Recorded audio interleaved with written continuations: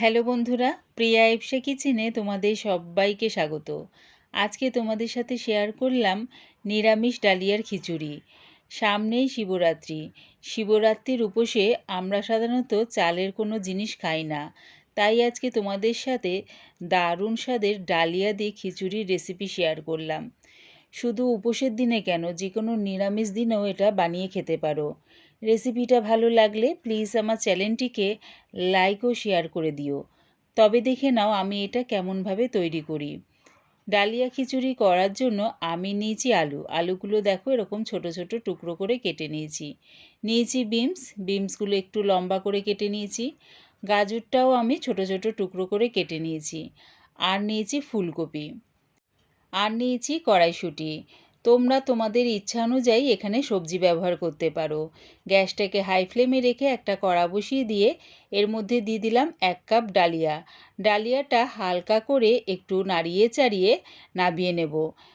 ডালিয়ার যে একটা কাঁচা গন্ধ আছে সেটা যাওয়া পর্যন্ত নাড়িয়ে চাড়িয়ে নামিয়ে নিলাম। ওই একই কাপের মাপ অনুযায়ী 1 কাপ মুগের ডাল নিয়ে নিলাম। 1 কাপ ডালিয়া নিয়েছি, 1 কাপ মুগের ডাল নিয়েছি। ডালটারও কাঁচা গন্ধ চলে যাওয়া পর্যন্ত একটু নাড়িয়ে চাড়িয়ে ওই ডালিয়ার মধ্যেই নামিয়ে নিলাম।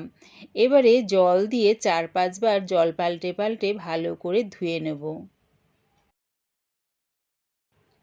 গ্যাসটাকে হাই ফ্লেমে রেখে একটা কড়া বসিয়ে দিয়ে তার মধ্যে দিয়ে দিলাম 3 চামচ সর্ষের তেল। তেলটা ভালো মতন গরম হয়ে গেলে ফোড়নে দিলাম 1/2 চামচ গোটা জিরে, একটা তেজপাতা, 2টো শুকনো লঙ্কা। যখন দেখবে ফোড়নের থেকে সুন্দর একটা গন্ধ বেরোচ্ছে তখন দিয়ে দিলাম সব সবজিগুলো কিন্তু একসাথে দিয়ে লাল লাল করে ভেজে নেব। দেখো সবজিগুলো বেশ লাল লাল করে ভাজা হয়ে গেছে। এবারে দিয়ে দিলাম এর মধ্যে 1/2 চামচ আদার পেস্ট, একটা বড় সাইজের টমেটো কুচি, আর দিয়ে দিলাম কড়াইশুঁটি, দিলাম স্বাদ অনুযায়ী নুন, আন্দাজ করে হলুদ গুঁড়ো, 1/2 চামচ জিরের গুঁড়ো, 1/2 চামচ লঙ্কার গুঁড়ো।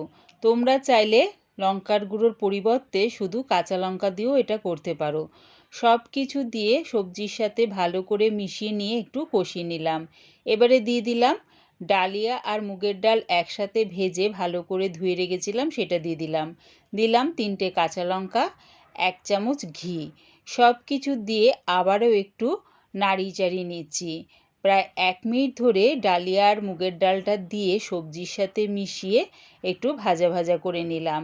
এবারে দিয়ে দিলাম জল। অবশ্যই কিন্তু এখানে একটু উষ্ণ গরম জল ব্যবহার করো, তাহলে কিন্তু স্বাদটা বেশ ভালো লাগবে। জলটা দিয়ে ভালো করে মিশিয়ে নিয়ে গ্যাসটাকে হাই ফ্লেমে রেখে চাপা দিয়ে এটা হতে দিলাম। কিছুক্ষণ পর চাপাটা খুলে দেখে নিচ্ছি। দেখো এর মধ্যে কিন্তু এখনও বেশ খানিকটা জল আছে। দেখে নিই সবজিগুলো সেদ্ধ হয়েছে কি না। দেখো আলুটা বেশ সুন্দরভাবে সেদ্ধ হয়ে গেছে। গাজরটাও দেখে নিই। দেখো গাজরটাও বেশ সেদ্ধ হয়ে গেছে। এবারে এর মধ্যে দিয়ে দিলাম 1 চামচ ঘি। ঘিটা দিয়ে ডালিয়ার সাথে ভালো করে মিশিয়ে নিয়ে এটা নামিয়ে নেব। তোমরা ডালিয়াটা কীরকম পছন্দ করো, মানে কতটা ঘন কতটা পাতলা, সেইভাবেই নাবিও। আমি এরকম পাতলা রেখেই নামিয়ে নিলাম। রেডি হয়ে গেছে আমার দারুণ স্বাদের ডালিয়ার খিচুড়ি। আমি খিচুড়ির সাথে একটু পাঁপড় ভাজা পরিবেশন করলাম। তোমরা চাইলে এর মধ্যে বেগুন ভাজাও দিতে পারো।